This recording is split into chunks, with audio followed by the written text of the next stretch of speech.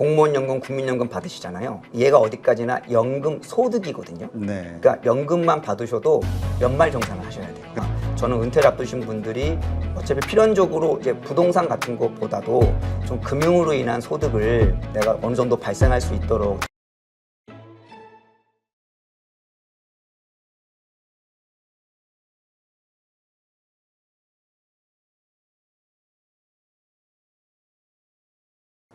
근데 국민연금 은퇴하고 나서 연금을 받고 있는데 내가 일을 하기 시작해서 수입이 생긴다. 그러면 네. 이 연금이 줄 수도 있다면서요?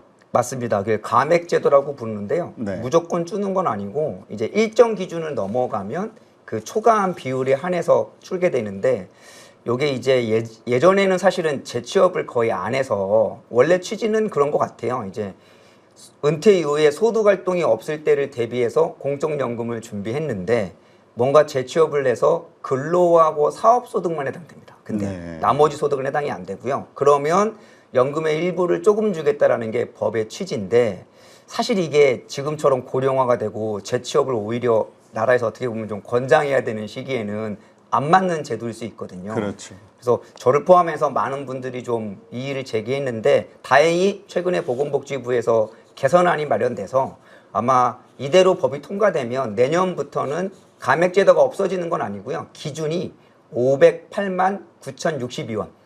네, 그 이하로 소득이 발생하면 이제 감액이 없는 걸로. 그러니까 내가 한 달에 500만 원 정도, 한 대략 508만 원 정도만 벌면은 뭐 별 상관이 없고 네네. 그 이상이 되면 네네. 이제 약간 감액이 되고. 네네. 근데 이제 이거는 국민연금의 개선안이고요. 공무원연금이나 사학연금은 제도가 다릅니다. 거기는 원래 좀 국민연금보다 많이 주지 않나요? 그런데 불구하고 이제 얘기는 감액이라는 거 지급 정지라고 부르는데 기준 금액이 되게 낮아요. 그러니까 공무원분들이 받는 한 달 평균 연금액입니다. 그래요? 네, 그만 275만 원 정도가 되는데 그 이상의 근로소득, 사업소득이 발생하면 일부를 연금 못 받습니다. 연간? 월간. 네, 아. 네. 그래서 저는 공무원연금, 사학연금, 군인연금도 이 감액에 대한 부분을 좀 세태를 반영해서 여기도 좀 개선안이 나왔으면 좋지 않겠나라는 생각을 하고 있습니다. 네, 그렇군요. 그 국민연금도 508만 원은 월간인 건가요? 월간입니다. 네. 그럼 한 달에 내가 508만 원 월급 받지 않는 한 네. 이건 문제 없다? 네, 게다가 이게 신고 기준이니까 사실 실수령은 조금 더 아마 높아도 될 겁니다. 한 600만 원 정도. 그래서 그렇군요. 다행히 이렇게 좀 개선이 되면 그나마 조금 완화가 될 것 같습니다. 그러게 요새 사실 60세 이상도 한참 때잖아요. 그럼요. 열심히 일할 수 있고 그러면 그 어떤 그 전에 경력이라든가 능력들에 따라서는 정말 그 이상의 수입이 될 수도 있는데. 그렇죠. 알겠습니다. 자, 근데 국민연금은 근로사업소득만 감액 대상으로 삼는다. 임대소득, 금융소득은 제외가 된다. 네. 이것이 결국 어떤 뭐 소득 불평등 이런 네. 걸 불러일으키는 거 아니냐라는 얘기도 있나 봐요. 네, 그게 왜 그러냐면 방금 말씀드린 것처럼 이 감액제도가 모든 소득을 기준으로 하는 게 아니고 재취업이니까 근로하고 사업소득. 그러니까 애초에 법을 만드실 때 그런 생각했던 것 같아요. 재취업을 해야 되는 거니까 뭔가 일을 해서 발생하는 소득, 근로하고 사업소득만 감액을 시키고 나머지 예를 들면 양도소득, 부동산 양도소득, 결정적으로 금융소득, 그다음에 상속증여 이런 소득은 감액 해당이 안 되거든요. 근데 방금 말씀하신 한국 수정하는 게 임대소득은 사업소득이기 때문에 이제 임대소득은 감액에 포함이 됩니다. 네, 그러니까 아까 말씀드린 것처럼 508만 원 중에 임대료가 포함됩니다. 그래요? 네네. 그러니까 예를 들면 직장 생활을 300에서 월급 300만 원 받고 예를 들면 상가를 통해서 임대소득이 예를 들면 300이 있다. 그럼 600이잖아요. 이럴 경우에는 감액 기준에 해당이 될 수도 있습니다. 네. 그러면 결정적으로 흔한 소득 중에 예를 들면 부동산 양도소득이나 상속증여는 꾸준히 발생하는 게 아니라 어쩌다 한 번 발생하는 이벤트성 소득이니까 많은 분들이 일반적인 소득 중에 문제가 된 게 금융소득이죠. 네. 그래서 많은 분들이 이제 금융소득이 많은 분들은 아무래도 자산이 많을 거잖아요. 그렇죠. 그래서 가뜩이나 자산이 많은 사람들은 이 국민연금에서 감액에 포함이 안 되니까 이게 자산가들한테 더 유리한 거 아니냐 이제 그런 불만이 나오시는 거죠. 그렇군요. 네. 이 국민연금이 이게 몇 살부터 받을 수 있는 거죠? 가입률 따라 다른데 저 같은 경우는 65세 원래는 60세부터인데 네. 그 연도별로 65세까지. 자기가 이제 선택을 할 수가 있는 거군요. 아니요, 그 법에 정해져 있습니다. 법에? 네네. 근데 요새 그 조기 수령하는 게 뭐 유행이다 이런 얘기는 뭡니까? 이제 아무래도 노후 준비가 필요하시니까 네. 조기 수령하는 게 있는데 그 이제 그럴 경우에는 원래 연금을 다 못 받으세요. 아. 네. 그러니까 내가 그 말씀하신 대로 63세다, 65세다. 네. 그런데 내가 60세 아니면 58세부터 받고 싶다. 이렇게 네. 되면 받을 수는 있지만 네. 줄어든다. 그것도 일정 조건에 맞아야 되는 거고요. 근데 다 주진 않죠. 아, 네. 그렇군요. 오히려 연기하시는 경우는 덜어 있습니다. 아까 말씀하신 것처럼 감액이 되는데 예를 들면 이럴 수 있거든요. 65세 돼서 62세가 돼서 이제 이전 세대 분들은 62세도 연금이 나오니까 62세에 국민연금 받아야 되는데 정말 본인이 희망하게도 재취업이 되신 거예요. 네. 그래서 적지 않은 소득이 나오는데 국민연금을 또 받으면 사실은 뭐 또 감액이 되기도 하고 내가 어느 정도 생활이 충분한데 연금을 안 받고 싶을 때도 있잖아요. 그럼 그렇죠. 국민연금은 수령을 뒤로 연기할 수 있습니다. 아. 근데 맥스 5년밖에 안 되고요. 이걸 연기 연금이라고 부르는데 연기하면 한 가지 좋은 게 1년 미룰 때마다 연에 7.2% 이자를 줍니다. 오, 그럼 괜찮네요. 네, 그래서 재취업이 되신 분들은 연기 연금을 활용하시는 건 하나의 좋은 선택일 수 있습니다. 네, 그렇군요. 자, 근데 유족연금의 네. 경우 배우자에게 60%만 지급되는 구조라면서요. 네. 이게 그 노후 안정성에 얼마나 도움이 될 것이냐 이런 논란이 있는 것 같아요. 네. 유족연금은 사실은 이제 논란이 되게 많은데 일부에서는 그래도 예를 들면 이제 두 부부가 있는데 흔하게 이제 남편분 옛날 법 제도를 보면 우리나라가 이제 아무래도 맞벌이보다는 전업주부가 많고 그렇죠. 남자분들이 여자분들 나이가 많은 경우는 이게 일반적인 가정을 상상하신 것 같아요. 그러면 남자분이 퇴직을 해서 국민연금을 수령하시다가 돌아가시는 거죠. 그러면 가정주부인 배우자가 남편의 살아생전 연금이 예를 들면 200이었으면 네. 이걸 다 받지 않고 60%만 받게 됩니다. 아, 국민연금에서 120만 원. 이제 60%만 네, 준다. 네. 근데 사실 어떤 분들은 그거라도 주는 게 어디냐라고 주장하시는 분이 있고 생활하신 분 입장에서는 아쉽잖아요. 근데 사실 유족연금은 이 60%도 뭐 논란이 있지만 더 큰 문제는 지금은 일이 많이 바뀌어서 오히려 주부들도 국민연금을 가입하라고 권하기도 하고 네. 맞벌이가 많잖아요. 자, 그러면 지금은 둘 다 국민연금에 가입돼 있는 부부가 많다고 보면 네. 이게 원칙적으로 국민연금은 중복 수령을 안 하게 돼 있습니다. 아, 네. 그럼 예를 들면 본인이 주부가 아니고 여자분도 직장 생활을 하세요. 그래서 남편이 먼저 퇴직했다가 돌아가셔서 유족연금을 120만 원 받고 있다가 네. 본인이 국민연금을 수령하게 됩니다. 네. 그러니까 본인의 국민연금도 200만 원이라고 가정을 해보겠습니다. 그러면 200만 원에 남편의 유족연금 120을 동시에 받는 게 아니고요. 선택을 해야 됩니다. 내가 국민연금을 수령하게 되면 유족연금의 30%만 받아야 됩니다. 아, 이게 또 60%에서 또 반이 네, 깎이는 그러니까 120만 원에 아니 120만 원에 30% 반이 120만 아니고요. 원에 네. 30%? 네. 아니면 유족연금을 다 받고 싶으면 본인의 연금을 포기해야 됩니다. 그럼 포기하는 게 더 손해니까. 그렇죠. 근데 예를 들면 가정주부인 경우에 정말 납부액이 작아서 예를 들면 내 국민연금은 30만 원이다. 근데 유족연금이 120만 원이다. 그러면 내 거를 포기하고 얘를 택해야겠죠. 그렇죠. 근데 이게 또 문제가 되는 게 이게 국민연금 부분은 이렇게 되는데요. 법이 참 치밀한 게 이게 같은 연금 체계는 이렇게 되는데 예를 들면 남편이 공무원 연금이고 네. 배우자가 국민연금이잖아요. 그러면 국민연금, 공무원연금은 서로 다른 연금 체계라고 보거든요. 나라에서. 네. 이럴 경우에는 각각 수령합니다. 아, 내 연금과 유족연금을 동시에 수령할 수 있어요. 이건 뭔가 좀 복잡하군요. 네, 그러니까 이게 주는 입장에서는 논리가 되는 게 같은 연금 체계니까 이렇게 하고 근데 그거는 어디까지나 나라 입장이지 국민들은 공무원연금이나 국민연금 똑같이 공적연금이잖아요. 그렇죠. 그러면은 어떤 국민연금 부분은 이렇게 되고 결혼하고 보니 우리 아내는 공무원이고 나는 국민연금인데 똑같이 다 같이 이거는 제가 볼 때 받는 사람 입장에서는 도저히 납득하기 힘든 제도이기 때문에 저는 유족연금의 퍼센테이지를 논하기보다 이 중복 수급에 대한 거를 좀 개선해 줬으면 좋겠어요. 네, 그렇군요. 이게 네. 경우의 수가 여러 가지가 있다고 보면은 이게 막 되게 혼란스러울 것 같기도 하고. 네, 상당히 억울한 경우가 많이 네. 발생합니다. 뭔가 손실을 그거 해당되지 않는 분들은 반대로 손실 보고 있다, 손해 그럼요. 보고 있다 이런 생각이 들 수도 있을 것 같네요. 네네. 네. 아, 이게 참 이 복잡한 문제가 있군요. 단지 그냥 세제 혜택이 있으니까 우리 가입하자 이 정도 캠페인만 듣다가 네. 근데 그 뭐죠? 은퇴자가 연금을 받으면서 아까 말씀하신 대로 그 금액을 해당되면 아까 국민연금은 508만 원, 뭐 270만 원 공무원연금 이런 것만 그 계산을 하면서 근무를 한다, 일을 한다 하면은 큰 세제의 어떤 부담은 없다 이렇게 보면 되는 거겠죠. 그렇죠. 근데 기본적으로는 종합과세는 하게 됩니다. 아 전체적으로. 네. 그러니까 은퇴하시면 제일 먼저 이제 혼란을 일으키시는 경우가 예를 들면 공무원연금, 국민연금 받으시잖아요. 얘가 어디까지나 연금 소득이거든요. 네. 그러니까 연금만 받으셔도 연말 정산을 하셔야 돼요. 그러니까 종합소득세에서 네. 또 내야 된다. 전체 합산을 해서. 근데 연금이 소득이라고 잘 인식을 안 하세요. 그래서 예를 그러니까. 들면 연금이 있고 그 외에 소득이 있으면 기본적으로 종합소득 과세를 하시는 거예요. 내가 저축해 놓은 거 빼먹는 거지라는 생각을 많이 하죠. 맞습니다. 근데 걔도 소득이에요. 아, 네. 피하거나 방어할 방법은 없습니까?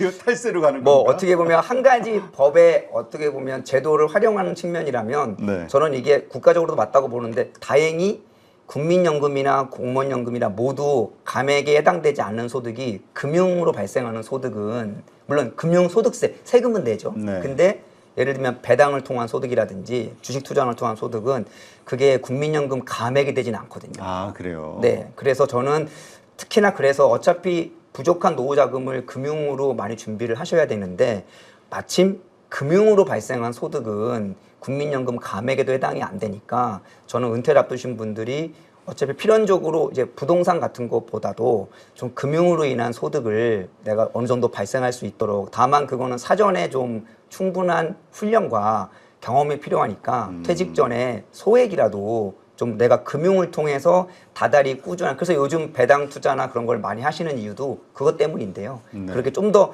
많이 관심을 가져서 내 필요한 부족한 소득을 금융으로 좀 소득을 창출하는 곳에 좀 관심을 많이 가지셨으면 좋을 것 같습니다. 네. 세제 개편 이야기가 좀 나오고 있잖아요. 아직 뭐 결정된 건 아닙니다만 논란이 많거든요. 그 뭔가 좀 불리한 그러니까 이제까지 그 여러 가지 그 데이터들을 보면 상당히 좀 불리하다. 뭐 종합과세에도 뭐 이런 얘기를 하는데 이런 생각들 많이 갖고 있거든요. 근데 지금 말씀 들어보면 또 그게 또 아닌가 봐요. 그 이제 점점 고령화가 되면은 이제 뭐 젊을 때야 배당 소득세보다는 자산을 불리는 것이 중요하지만 안정적으로 이제 캐시플로우를 만들려면 당연히 배당주나 배당 관련한 투자에 관심이 갈 수밖에 없거든요. 그러니까 이런 분들을 위한 혜택을 더 늘리는 거는 저는 고령화 시대에는 좀 바람직하지 않나라고 생각을 하고 있습니다. 이 배당과 관련해서 많은 사람들이 선택할 수밖에 없도록 하는 어떤 제도들이 좀 더 계속 뭔가 개편이 돼야 되긴 하겠네요. 네, 그래야 좀 투자도 안정적으로 진행이 되니까요. 그렇죠. 한국에서 장기 투자를 안 하는 이유 중에 하나가 그렇죠. 또 배당을 주는 회사들 또 우량 회사들이잖아요. 돈 버는 회사들. 이게 재미가 없거든요. 그렇죠. 그 배당률도 높지도 않고 기업들. 아, 이게 선순환 구조가 되면 결국 이 국민 개개인의 또 이 노후 은퇴 자금 이걸로 다 들어갈 수 있겠네요. 그렇죠. 은퇴 자금이 또 이렇게 증시로 흘러 들어오면 또 그만큼 또 매수가 좋은 거니까요. 저는 선순환을 위해서라도 좀 바람직한 제도 개편이지 않을까 생각을 하고 있습니다. 네. 자, 아까 말씀하셨던 그 일시금 수령했을 때 그 내게 되는 기타 소득세 16.5%. 또 요거에 대해서 그 많은 분들이 모르고 있는 경우가 많으니까 요거 피해받지 않기 위해서는 이 부분은 어쨌든 좀 홍보가 좀 많이 돼야 될 것 같아요. 저도 오늘 처음 들었는데. 그러니까 제가 강의 때마다 꼭 강조드리는데 이게 복잡하게 시나리오를 알면 오히려 복잡하시니까 이름도 연금이고 그리고 원래 가입할 때도 큰 뜻은 없었겠지만 노후에 좀 도움되겠다 싶어서 가입하신 거니까 얘는 일시금으로 수령이 아예 안 된다고 생각하시는 게 좋을 것 같아요. 원칙적으로는 선택을 하실 수 있는데 뭐 이럴 경우에 이렇고 이렇게 복잡하게 외우시는 것보다는 연금저축과 IRP 이거는 일시금 수령이 안 된다. 이렇게 아예 생각하시는 게 그 불이익을 좀 안 당하실 수도 있고 또 원래 취지가 노후에 안정적인 현금을 확보하라고 하신 거니까 일시금보다는 그냥 연금의 형태로 수령하시는 거를 기본적으로 머릿속에 넣어두시는 게 좀 바람직하지 않을까 생각합니다. 네. 아까 말씀하신 대로 이제 점점 이 뭐 60세에서 65세 이렇게 점점 나이가 연금 수령 시기가 뒤로 늦춰지고 있잖아요. 이제 고령화 사회가 되다 보니까 그러고 하여튼 이러한 변화되는 환경 내에서 이 사적연금, 개인연금 관련해서 어떠한 전략들을 갖는 게 가장 유리할까요? 일반인들에게. 그 되게 좋은 질문이신데 저는 사적연금의 역할이 조금 바뀌고 있다고 생각되는데요. 원래는 당연히 공적연금의 부족한 내 노후 생활비를 보완하기 위해서 개인적으로 준비하는 게 사적연금인데, 그러면 이게 은퇴 시기에 포커스가 맞춰지는데, 사실상 은퇴하신 분들을 보면 예를 들면 국민연금이 저 같은 경우 65세에 나오는데 네. 제가 65세 이전에, 그러니까 경제적 정년, 무슨 말이냐면 소득 활동이 끊길 가능성이 높잖아요. 네. 특히 직장인 분들은 뭐 55세, 58세, 55세도 퇴직을 하게 되면, 나는 만약에 55세에 내가 퇴직을 했다. 모아놓은 돈이 많다면 문제가 없는데, 아닐 경우에 내가 10년만 그래도 버티면 국민연금이라는 게 나와서 어느 정도 뒷받침을 해주는데, 그 10년 동안에는 공백이 발생하잖아요. 즉 경제적인 정년은 현실적으로 다가오는데 공적연금은 상대적으로 뒤에 나오니까 그 벌어지는 간격을 메꿔주는 게 사적연금의 역할이다라고 보시면 될 것 같아요. 네. 그래서 연금저축 같은 경우는 빠르면 55세부터는 수령을 할 수가 있거든요. 네. 그러면 내가 공적연금이 개시되기 전에 공백을 얘가 메워주는 거죠. 아, 사적연금은 55세부터, 그렇다고 해서 또 불이익도 없고. 네, 네. 그리고 뭐 IRP는 퇴직을 해야만 받을 수 있는데, 물론 퇴직하시는 거니까. 그래서 그걸로 부족한 생활비를 공적연금 나오기 전까지 보완할 수도 있고, 또는 내가 뭔가 재취업을 하려도 뭘 배우거나 준비하는 기간이 필요하잖아요. 학원도 들어야 되고, 뭘 그렇죠. 준비하고. 그러면 그 역시 뭔가 마중물 같은 비용이 필요한데, 그거에 대한 재원을 사적연금을 통해서 활용할 수도 있는 거죠. 그래서 전문가들은 요거를 이제 사적연금의 역할은 공적연금이 본격적으로 개시되기 전에 그 비어있는 간극, 그거를 메꾼다고 그래서 브릿지 연금 또는 가교연금이라고 부릅니다. 그래서 사적연금을 준비에 대한 이유는 당연히 노후가 부족하기도 하지만 내 공적연금이 나오는 시기와 내 정년이 반드시 일치하는 건 아니기 때문에, 그렇죠. 그 비어있는 간극을 메워주기 위해서, 그거는 나라가 책임지지 않거든요. 네. 그거는 스스로 준비하는 개념이니까 사적연금의 용도를 좀 그렇게 보시면 좀 더 쉽게 와닿지 않을까 생각됩니다. 네, 그렇군요. 아, 근데 진짜 그 우리가 이 가입할 때, 네. 그러니까 이런 것들이 뭐 세제 혜택되고 뭐 하여튼 나중에 노후를 위해서 해야지 하면서 이렇게 가입하는, 또 이게 의무적으로 강제적으로 하는 것도 있으니까 국민연금은, 퇴직연금도 그렇고. 그렇습니다. 근데 이러한 것들을 정말 말씀하신 대로 내가 나중에 몇 살서부터 어떻게 타고 어떻게, 이것 꾸준히 계산하는 분들이 많이 있으신가요? 닥쳐야 하시죠. 그렇죠. 네. 거의 저도 주변에 보면은 잘 모르더라고요. 네. 뭐 그냥 연금 가지고 살아야지, 얼마 나오는데, 그러면 글쎄 뭐 이런 경우가 네, 많은 네. 것 같은데. 네, 네. 그래서 이런 것들을 좀 금융기관에서, 연금저축을 판매하는 금융기관에서 좀 주기적으로 안내와 교육을 해주면 좋지 않을까라는 생각을 하는데 잘 안 하시더라고요. 근데 어쨌건 이 부부가 같이 국민연금을 받을 경우, 이때가 가장 현재 시스템상으로는 약간 그 최악의 상황? 그러니까 어떻게 보면 가장 많은 가정의 케이스인데, 네. 어떻게 보면 가장 불리하게 돼서 저는 이 부분에 대한 보완이 꼭 필요하다 생각합니다. 그러게요. 말씀 들어보니까 가장 좋은 조합은 한쪽은 공무원, 네. 한쪽은 그냥 일반 직장인. 네, 네. 이게 가장 노후를 위해서 가장. 네. 그래서 공무원이 배우자 1위가 되는 거예요. 그러니까 뭔가 좀 불합리하고 이해가 안 가는 부분이 많아서, 그 당시에는 그랬을지 모르지만 그렇죠. 지금은 또 사회가 많이 바뀌었으니까 이건 좀 제도적인 보완이 필요하지 않을까 생각됩니다. 그다음에 저 이런 말씀 들으면서 이게 정말 금융교육이 활성화돼야 될 수밖에 없는데, 이 퇴직연금을 각자 잘 운용할 수 있는, 네. 그런 사람들이 최대한 많이 늘어나야 이게 노후가 또 안정이 되고, 그쵸. 금융시장도 이 안정이 되잖아요. 맞습니다. 그 선순환되는 거거든요. 네. 그 엄청 그 미국의 그 퇴직연금, 네. 그거에 의해서 미국 증시가 유지되듯이 네.